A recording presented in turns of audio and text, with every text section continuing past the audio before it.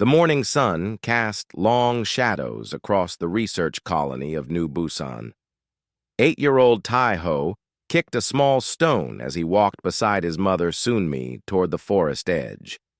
The boy carried a sample collection bag that looked too big for his small hands. His mother held a scanner device that beeped softly as they moved through the tall grass. "Stay close to me today," Sunmi said, adjusting the scanner settings. "We need to collect 3 different plant samples from the deep forest area." Tai-ho nodded and pointed at a group of purple flowers near a large tree. "What about those pretty ones, Mom?" Sunmi smiled and knelt down next to her son. She held the scanner over the purple flowers and watched the display change colors. "These are perfect. They contain minerals we have never seen before." The colony behind them buzzed with activity. 30 researchers moved between the white buildings, carrying equipment and talking about their latest discoveries. New Busan had been their home for 6 months now. The planet Kepler 442c offered so many new things to study that every day brought surprises. Tai-ho carefully picked the purple flowers while his mother marked their location on her tablet. The forest around them felt peaceful and quiet. Birds with silver wings sang from the treetops. Small creatures that looked like fuzzy rabbits watched them from behind rocks and bushes. "The colony feels different when we are out here," Tai-ho said as they walked deeper into the forest. "Everything is so big and wild." Sunmi laughed softly. "That is what makes this work so important. We are learning about a whole new world that no human has ever studied before." They spent 4 hours collecting samples from different areas of the forest. Tai-ho found strange mushrooms that glowed blue when he touched them. Sunmi discovered a vine that seemed to move toward light sources on its own. Both of them filled their collection bags with specimens that would keep the research team busy for weeks. The walk back to New Busan took them past the small lake where the colony got its fresh water. Tai-ho stopped to watch fish with transparent bodies swim near the surface. The water was so clear he could see straight to the bottom. "Look, Mom, you can see through those fish," he said, pointing excitedly at the water. Sunmi joined him at the water edge and watched the strange fish swim in circles. Her scanner showed that the fish had no metals in their bodies at all. "Amazing," she whispered. "They are completely organic with no trace elements." As they approached the colony, something felt wrong. The usual sounds of people working and machines running were missing. The white buildings stood silent against the afternoon sky. No one walked between the structures. No voices carried on the wind. "Where is everyone?" Tai-ho asked, looking around at the empty paths. Sunmi felt her heart start beating faster. She took Tai-ho's hand and walked quickly toward the main research building. The front door stood wide open. Papers blew around inside the entrance hall. Computer screens flickered with error messages. They walked through the building calling out names of their friends and colleagues. "Dong-woo! Kyung-soo! Anyone here?" Sun-mi's voice echoed in the empty hallways. The cafeteria looked like people had left in the middle of eating. Half-finished meals sat on tables. Chairs were pushed back as if everyone had stood up suddenly. Personal items were scattered on the floor. Tai-ho picked up a small toy that belonged to Min-ho, another child in the colony. "Where did Min-ho go?" he asked quietly. Sunmi checked every room in the main building. All the personal quarters were empty but showed signs that people had packed quickly. Clothes were missing from closets. Important documents were gone from desks, but many personal items remained behind. Outside, Sunmi ran to the communications building. The main transmitter was still running but only produced static when she tried to contact other human colonies. The emergency beacon that should have connected them to Earth showed a red error light. "Mom, look at this," Tai-ho called from near. The landing pad. Sunmi joined her son and saw what had made him call out. The landing pad was completely empty. All 3 transport ships that had brought them to Kepler 442c were gone. Large scorch marks on the concrete showed where the ships had lifted off quickly. The reality of their situation began to sink in. Everyone in New Busan had left without them. The transport ships were gone. The communication system could not reach anyone. They were alone on an alien world with limited supplies. Sunmi knelt down and hugged Tae-ho tightly. "We are going to be okay," she said, trying to keep her voice calm. "We have food in the cafeteria and water from the lake. Someone will come back for us." But as she looked at the empty colony, Sunmi wondered if that was true. Why would everyone leave so suddenly? Why would they abandon two people without any explanation? As the sun began to set, they gathered supplies from the cafeteria and set up a temporary shelter in the main research building. Tae-ho helped carry water containers and food packages. Despite being scared, the boy showed remarkable courage for someone so young. "Will we see the transparent fish again tomorrow?" Tae-ho asked as his mother made beds for them using cushions from the chairs. "Yes, we will," Sunmi replied. "And we will keep exploring this world until help arrives." Night fell quickly on Kepler 442c. The two moons in the sky provided enough light to see the forest beyond the colony. As they prepared to sleep, Sunmi heard something that made her freeze. A deep, resonating call echoed across the landscape. It was not like any animal sound she had heard during their months on the planet. The call was answered by another similar sound from a different direction. Then another from the forest behind the colony. Something large was moving in the darkness, beyond their shelter. Sunmi held Tae-ho close as shadows passed by the windows. Her scanner detected massive life forms circling their position. The readings showed creatures much larger than anything they had cataloged during their research. Whatever lived in the night on this world had noticed that the colony was now almost empty. As more deep calls echoed in the darkness, Sunmi realized that being stranded might not be their biggest problem. Something was coming to investigate the abandoned human settlement, and it was bigger and more dangerous than anything they had prepared for. The night was just beginning, and they were no longer alone. The first light of dawn crept through the windows of the research building. Sunmi had barely slept during the long night. Every sound from outside made her hold Tae-ho closer. The deep calls had continued until just before sunrise, sometimes, coming from very close to their shelter. Tae-ho woke up and rubbed his eyes. "Mom, what were those scary sounds last night?" "I think they were just animals talking to each other," Sunmi said softly. She did not want to frighten her son more than necessary. "We should eat breakfast and then decide what to do next." They shared a meal of dried fruit and protein bars from the colony supplies. Sunmi checked her scanner and saw that the large life forms were still nearby. The readings showed something massive just outside the main entrance of the building. A loud crash echoed through the research station. The front door, which was made of strong metal, bent inward with a terrible groaning sound. Something was forcing its way inside. "Hide behind that table," Sunmi whispered urgently to Tae-ho. She pushed her son toward an overturned laboratory table and crouched down beside him. The metal door finally gave way completely.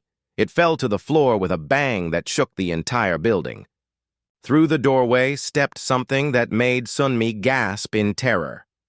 The creature stood 4 meters tall on 6 powerful limbs. Its body was covered in scales that looked like blue-green crystals.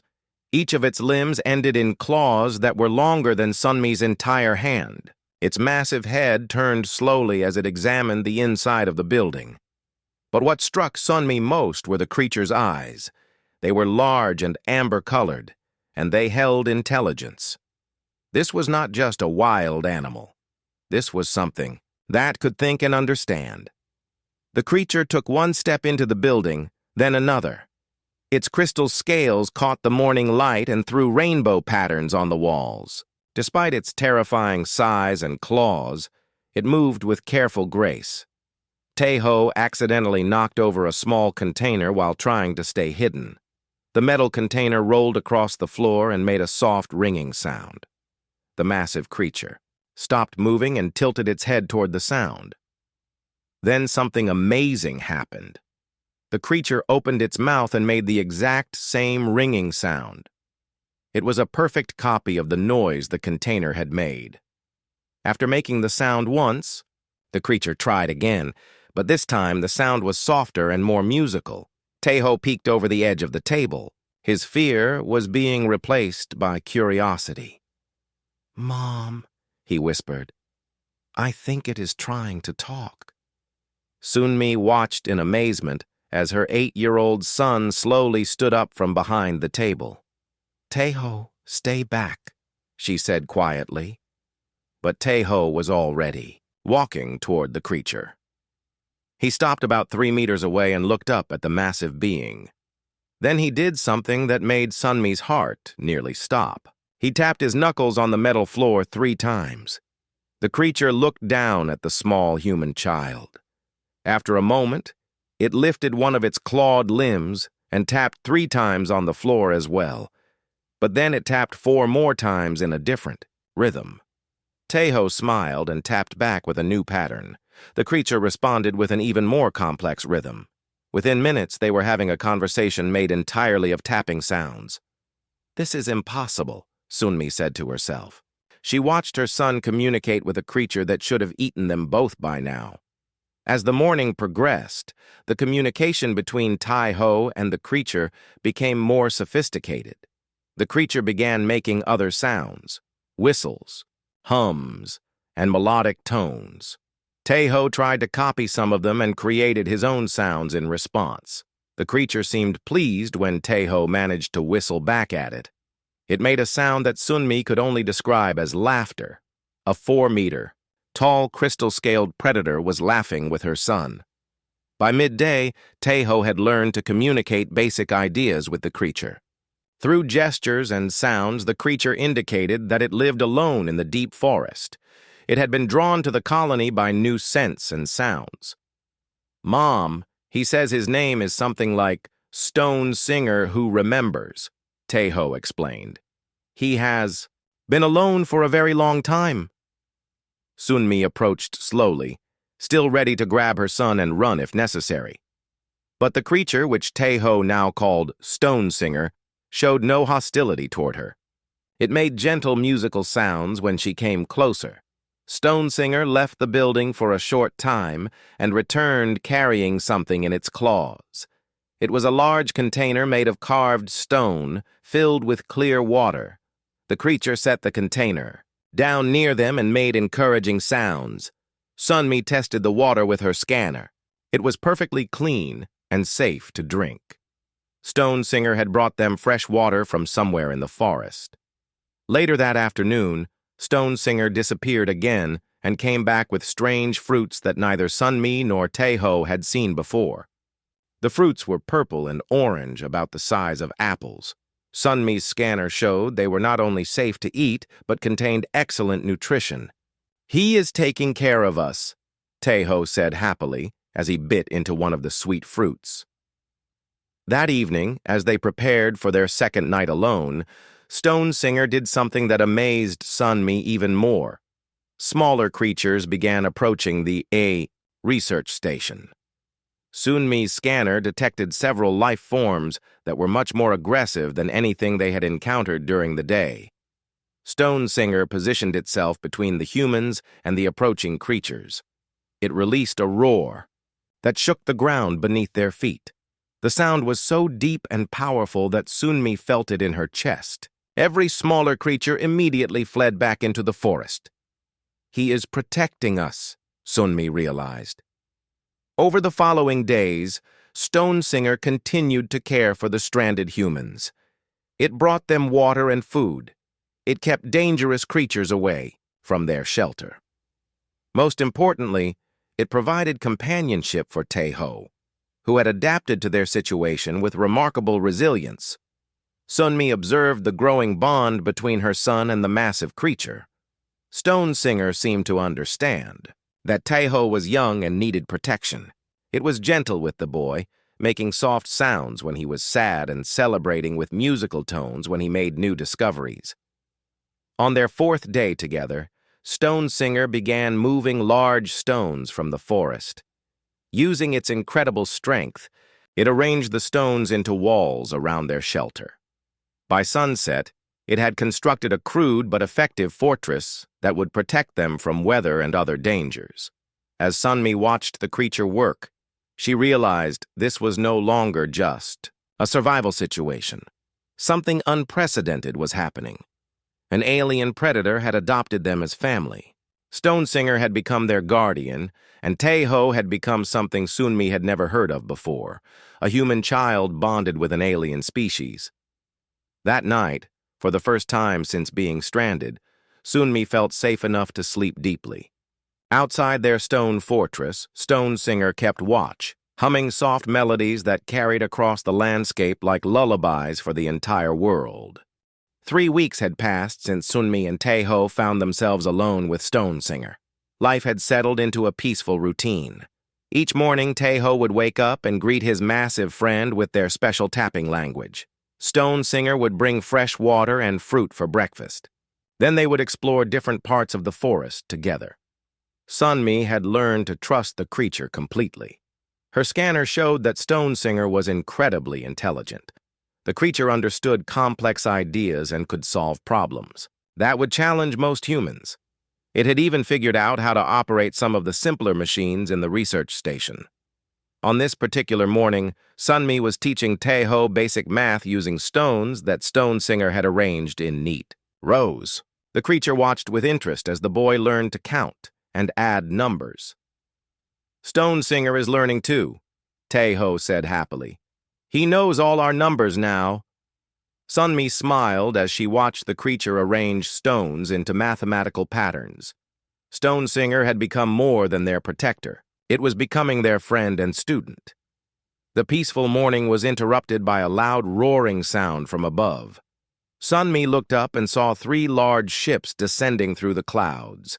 They were sleek and silver, unlike the transport ships that had brought the colonists to Kepler 442c. "Are those our people coming back?" Taeho asked excitedly. Sunmi felt her heart sink as she looked at the ships through her scanner. These were not human vessels. They were built by an alien species she had never seen before. The ships landed near the colony with precision that showed military training. Dozens of soldiers emerged from the ships. They wore thick armor and carried weapons that glowed with dangerous energy. Their bodies were tall and thin, covered in scales that shifted color from green to brown. Sunmi realized these were reptilian beings, nothing like the friendly researchers who had been their colleagues. Stone Singer immediately sensed danger. The creature moved to stand between the humans and the approaching soldiers. It made low, warning sounds that rumbled like distant thunder. From their hidden position behind the stone walls, Sunmi watched through her scanner as the soldiers spread out around the colony. They moved with military precision, checking every building and scanning for signs of life. The leader of the soldiers was larger than the others and wore armor decorated with symbols of authority. It spoke into a communication device in a language that sounded like hissing snakes. Sunmi's scanner picked up fragments of the conversation. The translation system in her device was not perfect, but she understood enough to make her blood run cold. The soldiers were not here to rescue anyone.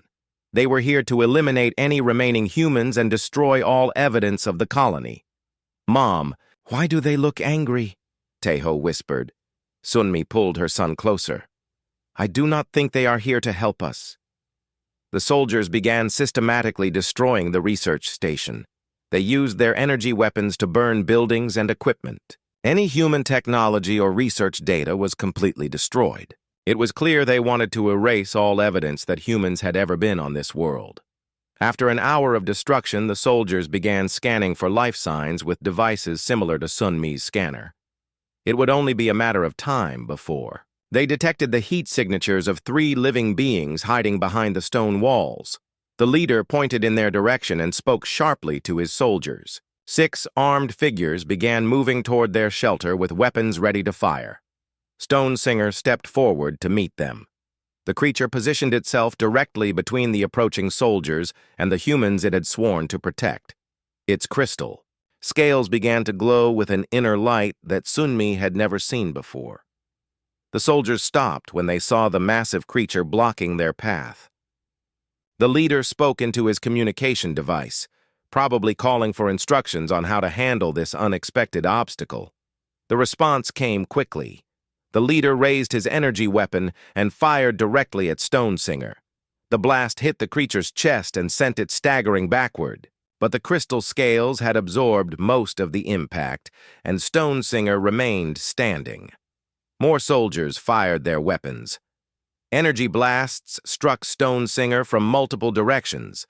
The creature's scales glowed brighter as they absorbed the incoming fire. But Sunmi could see that the attacks were causing damage. Stone Singer fought back with incredible speed and power. It moved like lightning despite its massive size. Its claws swept through the air and tore through the soldiers' advanced armor like paper. 3 soldiers fell before the others could react properly, but there were too many of them. As Stone Singer battled the first group, more soldiers arrived from the destroyed colony. They surrounded the creature and began firing from all directions. Sunmi watched in horror as her son's protector began to weaken under the sustained attack. Stone Singer's crystal scales were cracking. Dark fluid that might have been blood began to drip from several wounds. Then Taeho did something that shocked everyone present. The 8-year-old boy ran out from behind their protective wall and placed himself directly between Stone Singer and the soldiers who were hurting his friend. "Stop hurting him!" Taeho screamed at the armed figures. "He is not bad. He takes care of us." The leader of the soldiers stopped firing. His weapon remained pointed at the small human child, but he hesitated. For a moment, the entire battlefield fell silent except for Stone Singer's labored breathing. In that moment of stillness, Stone Singer did something that none of them expected. The creature opened its mouth and released a sound unlike anything it had made before. This was not the gentle musical tones it used to communicate with Taeho. This was something deeper and more powerful. The sound was a harmonic frequency that seemed to resonate through the air, the ground, and even through space itself. Sunmi's scanner went wild as it detected energy readings that should not have been possible. The sound waves were traveling through dimensions that human science barely understood. The soldiers' communication devices began making error sounds. Their weapons flickered and lost power. The ships they had arrived in developed systems failures and could not lift off. Even more strange, the sound was being recorded by every monitoring station and satellite within 100 light years. Across the galaxy, scientists and military leaders were suddenly detecting a harmonic signature that matched no known technology. The leader of the soldiers spoke urgently into his malfunctioning communication device. After a few minutes, he received what sounded like new orders. To Sunmi's surprise, the soldiers began withdrawing toward their damaged ships. As they retreated, the leader looked back at the small human boy still standing protectively in front of the wounded creature. For just a moment, Sunmi thought she saw something like respect in the alien soldier's eyes. Stone Singer collapsed to the ground as soon as the soldiers left. Taeho immediately ran to his friend and began making the gentle sounds they used for comfort.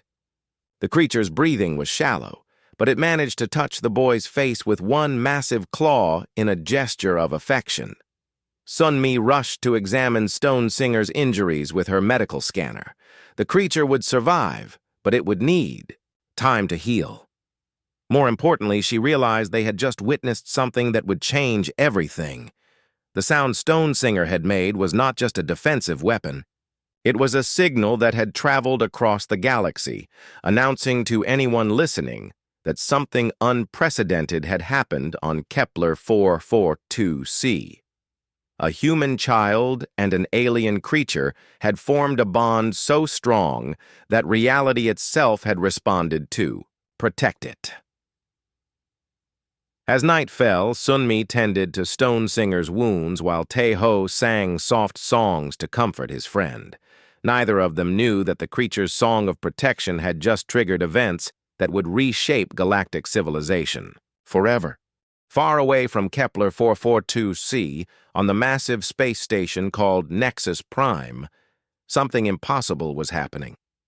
The most powerful computers in the galaxy had all detected the same strange signal at exactly the same moment.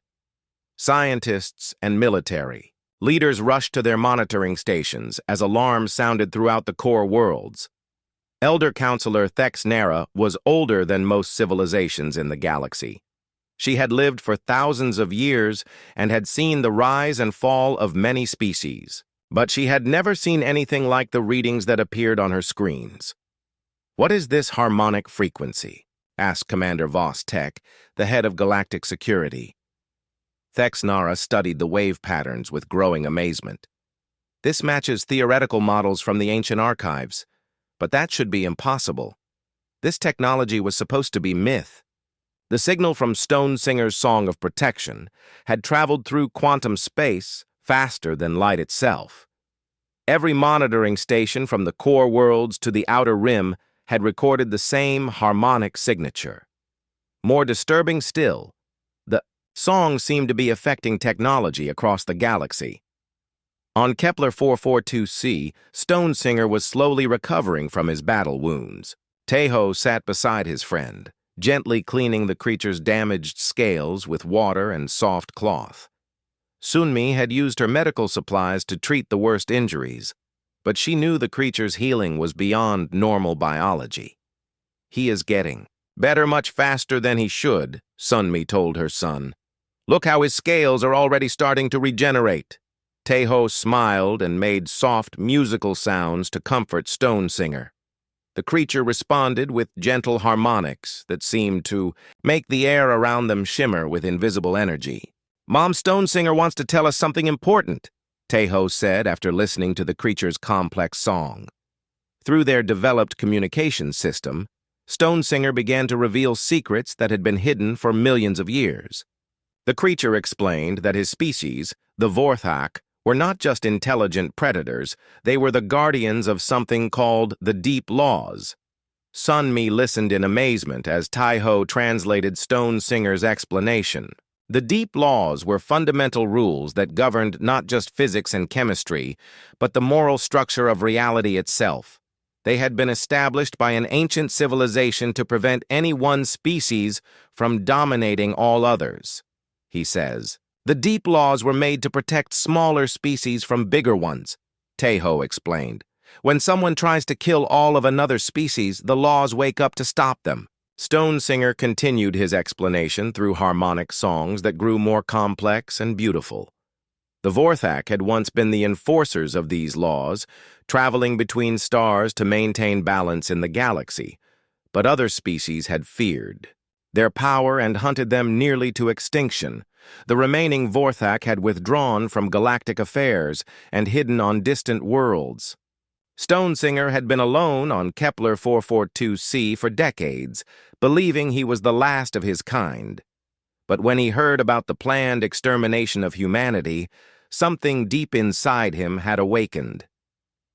"The soldiers who attacked us were not the first," Sunmi realized as she understood the implications. "They have been hunting humans on other worlds too." Stone Singer confirmed her fears. The Galactic Council had declared humans a threat and ordered their complete elimination. Military forces were attacking human colonies throughout the galaxy, but now the Deep Laws were responding to this attempted genocide.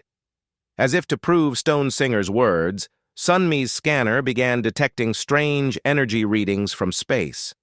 Something was happening to ships and technology throughout the star system. Reports were coming in from across the galaxy about impossible events. On the world of Taros 7, a galactic enforcement fleet had been pursuing human refugees when their ships suddenly lost all power. The vessels drifted helplessly in space, while the human ships escaped to safety. On Nexus Prime, Counselor Thex Nera was receiving similar reports from dozens of worlds. Every military unit engaged in anti-human operations was experiencing mysterious equipment failures. Weapons would not fire. Ships could not navigate. Communication systems went silent at crucial moments. "The pattern is clear," Thex Nara told the emergency council session. "Something is protecting the humans. Every attempt to eliminate them results in supernatural interference." But the most disturbing reports came from the ancient Nexus gates. These massive structures had been built by the ancients to allow faster-than-light travel between star systems.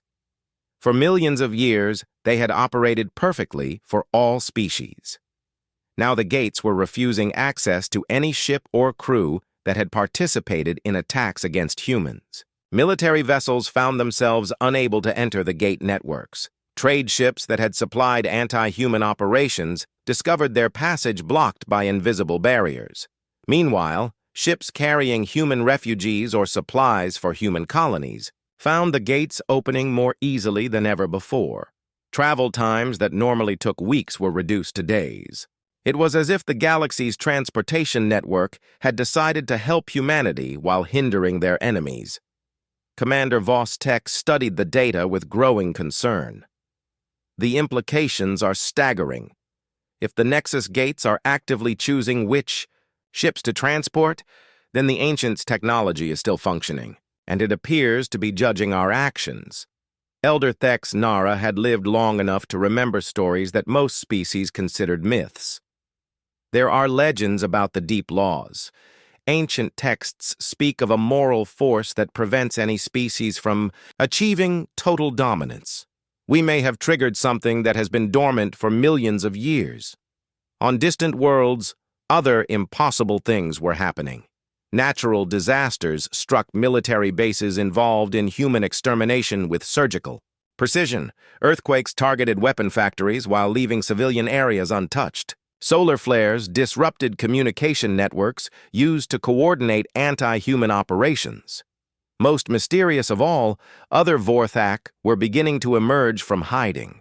Reports came in from across the galaxy of massive crystalline creatures appearing to protect human settlements. Each one was bonded with a human family, just as Stonesinger had bonded with Teho and Sunmi. "He says there are others like him waking up," Teho translated as Stonesinger sang complex harmonies. "They have been sleeping, but now they remember their purpose." Sunmi realized they were witnessing the awakening of an ancient protection system. The deep laws were not just philosophical concepts. They were built into the fabric of reality itself, and the attempted genocide of humanity had triggered their activation. The song of protection that Stonesinger had sung was more than a distress call. It was a wake-up signal that had reached every hidden Vorthak in the galaxy. After centuries of isolation, the guardians of the deep laws were returning to active duty. As night fell on Kepler 442c, Stonesinger taught Teho a new song. This one was not about protection or warning. It was about hope and unity. The harmonics carried across the landscape and up into space, where they joined similar songs from other worlds. For the first time in galactic history, humans and Vorthak were singing together. Their combined voices created frequencies that resonated through dimensions, announcing to the universe that a new age was beginning. The galaxy was about to learn that some laws were more fundamental than technology or military power. And at the center of this transformation was an 8-year-old human boy who had shown kindness to a lonely creature in the forest. The Galactic Council chamber on Nexus Prime had never seen such chaos. Representatives from hundreds of species argued loudly as reports of impossible events flooded in from across the galaxy. Military commanders stood helplessly as their forces experienced failure after failure. Elder Counselor Thex Nara called for silence as she read the latest reports. 17 enforcement fleets have been completely disabled while pursuing human targets. 3 core worlds have experienced precise seismic events that destroyed only military installations involved in anti-human operations. Most concerning of all, the Nexus Gate network is now actively blocking access to ships with human blood on their records. Commander Vostek added his own disturbing news.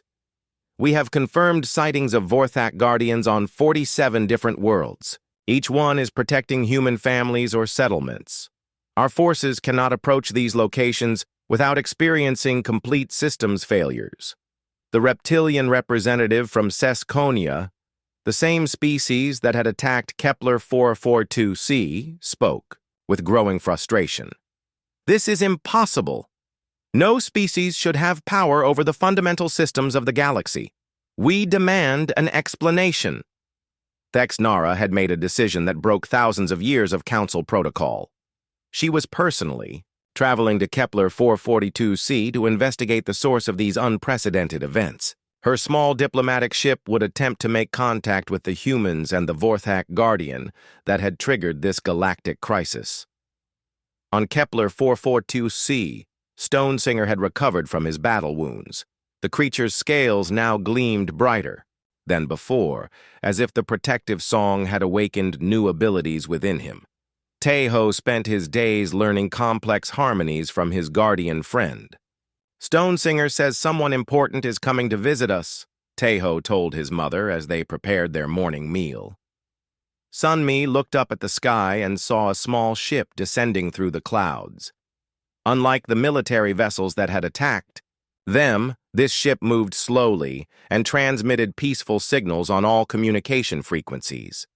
The ship landed gently near their stone shelter. A single figure emerged, moving carefully to show no threatening intentions. The being was tall and graceful, with pale blue skin and large eyes that seemed to hold great wisdom. Stonesinger made welcoming sounds as the visitor approached. Through Tejo's translation, they learned that this was Elder Counselor Thexnara, one of the most powerful beings in galactic government. I come seeking understanding, Thexnara said in perfect human language. Events are happening that should not be possible according to our knowledge of the universe. Tejo looked up at the ancient counselor with the fearless curiosity of childhood. Stonesinger says you are very old and have seen many things. He wants to show you something special. What happened next changed Thexnara's understanding of reality forever. Stonesinger began to sing a complex harmonic pattern that seemed to open doorways in space itself. The air around them shimmered and became transparent, revealing mathematical structures that governed the quantum foundation of the universe. Through these harmonic doorways, Thexnara could see the deep laws in their true form. They were not just philosophical concepts, but actual programming built into the fabric of reality by the ancients. The laws operated like a vast computer system that monitored the actions of all sentient species. The ancients did not disappear, Stonesinger explained through Tejo's translation. They became the deep laws themselves. They transformed their consciousness into the moral structure of the galaxy. Thexnara watched in amazement as the harmonic patterns revealed the true history of galactic civilization. Every dominant species that had tried to eliminate others had eventually triggered the deep law's protective responses. The ancients had designed reality itself to prevent any single species from achieving total control. But why are the laws activating now? Thexnara asked. Humans are a young species. They pose no threat to galactic stability. Stonesinger's response through Tejo was both simple and profound. The deep laws do not protect the strong from the weak. They protect all life from those who would destroy it. Humans are not the threat. Those who try to eliminate humans have become the threat. The ancient counselor began to understand the scope of what was happening.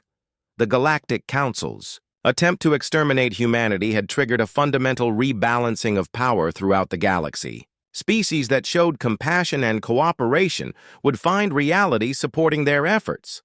Those that chose domination and genocide would discover the universe itself working against them. The boy is special, Stonesinger continued. He has become what we call a law speaker. Through our bond, he can communicate directly with the deep law's consciousness. Thex Nara looked at 8-year-old Taeho with new understanding.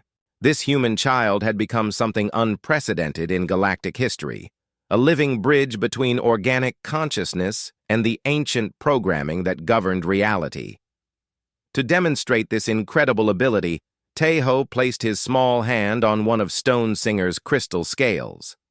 Immediately, complex mathematical equations appeared in the air around them. These were the calculations that controlled faster-than-light travel, gravity manipulation, and the fundamental forces of physics. "I can see how everything works," Taeho said with wonder in his voice.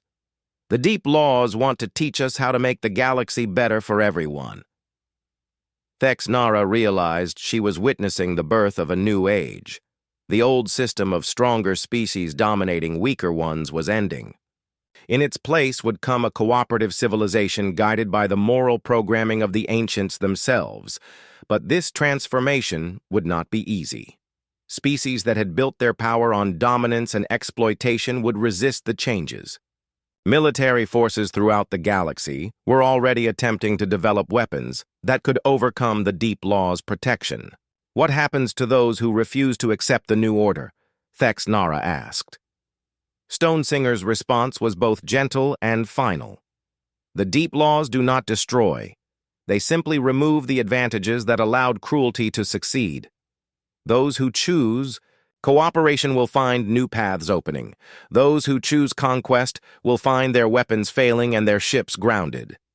As if to demonstrate this point, reports began reaching Thex Nara's ship about events happening throughout the galaxy. Military bases focused on human extermination were losing power.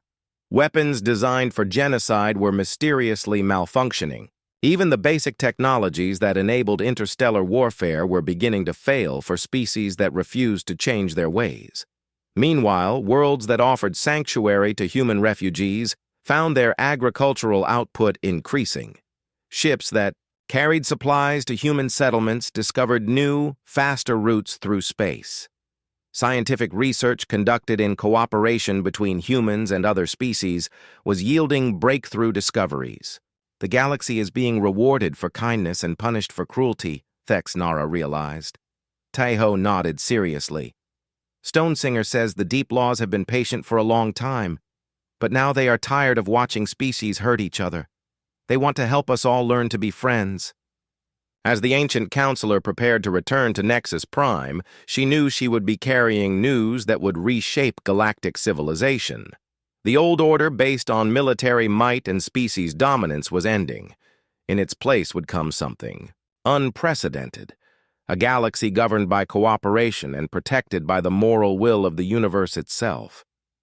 The transformation had begun with a simple act of kindness. A human child had shown compassion to a lonely creature in the forest. From that small beginning, reality itself was being rewritten to ensure that such kindness would always triumph over cruelty. Thex Nara's last sight of Kepler 442c showed Taeho and Stonesinger working together to create new harmonic patterns. These songs would carry across the galaxy, teaching other species how to cooperate with the Deep Laws and build a civilization based on mutual respect rather than domination. For Yi, Age of Conquest was ending. The Age of Cooperation was about to begin. 5 years had passed since the great rewriting began on Kepler 442c. The galaxy was a completely different place now. On worlds throughout the known systems, humans and aliens worked together in ways that had seemed impossible just a few years before. The old Galactic Council had been dissolved and replaced with something called the Circle of Voices. Instead of powerful species dominating weaker ones, every world had an equal voice in galactic decisions. Laws were made through cooperation and understanding rather than force and fear. 13-year-old Taeho stood before the Circle of Voices on Nexus Prime, no longer the frightened child who had hidden behind an overturned table.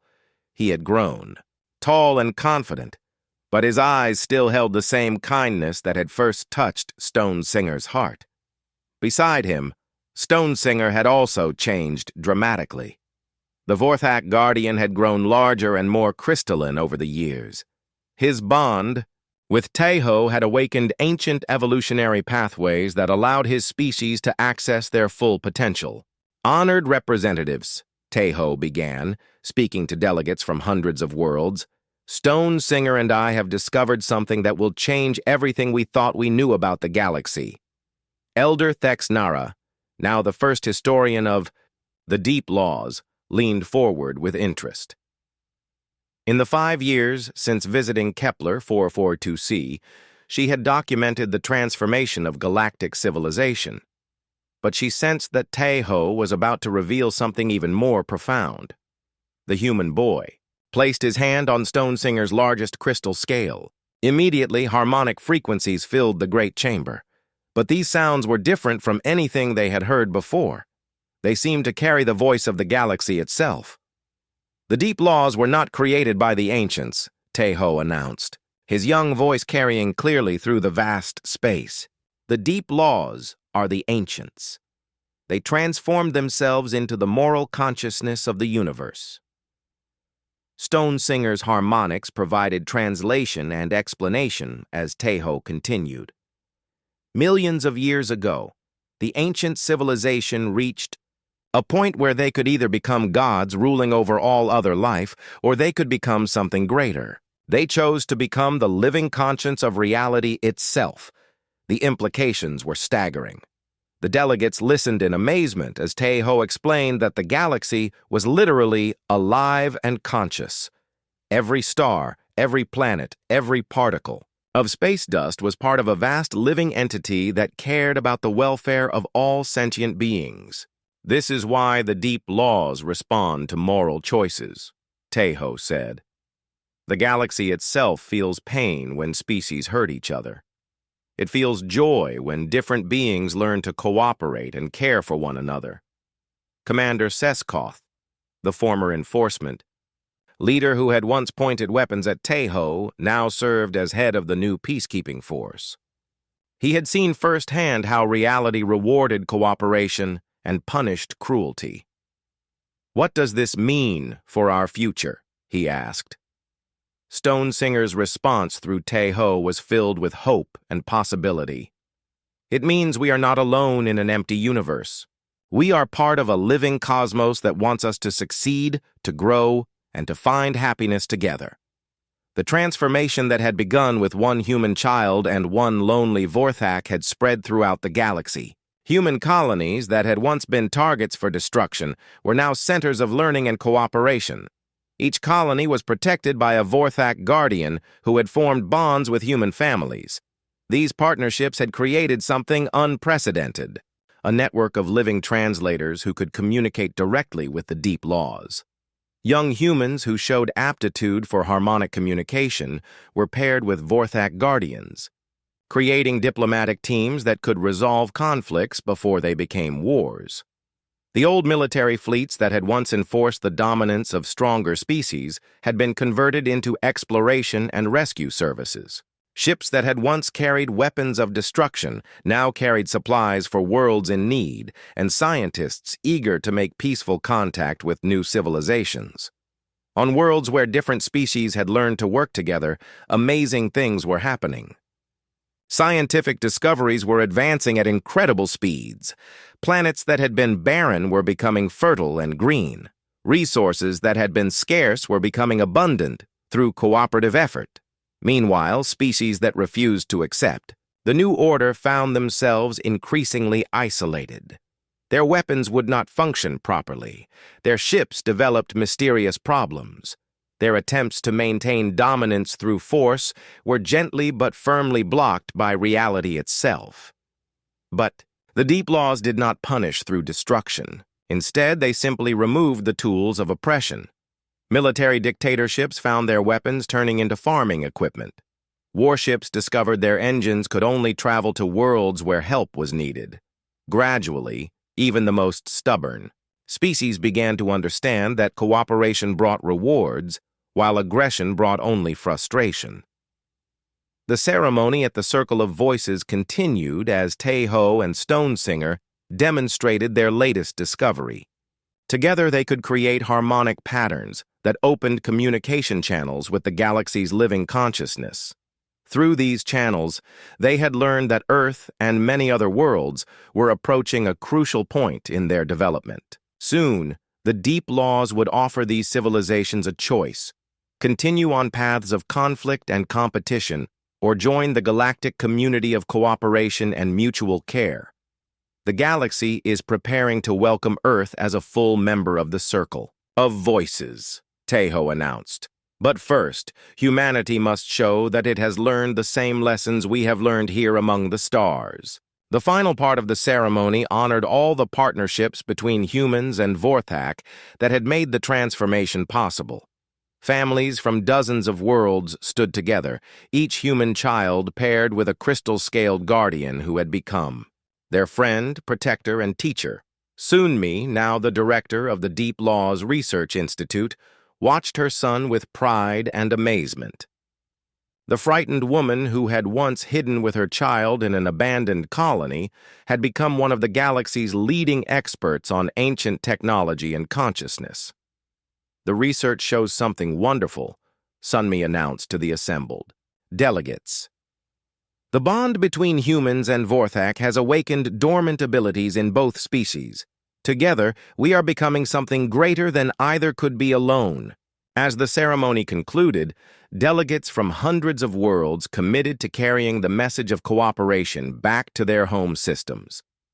The age of conquest and domination was truly ending. The age of partnership and mutual growth was beginning. The final scene showed the rebuilt New Busan colony on Kepler 442c. Human and alien children played together in gardens that had been created through the combined efforts of multiple species. Their laughter created harmonic frequencies that resonated across dimensional space, reaching into the quantum foundations of reality where new possibilities waited to be born. Stone Singer and other Vorthak guardians watched over the children with gentle pride. Their protective songs no longer carried warnings of danger, but melodies of unity that helped guide the galaxy toward its bright new future.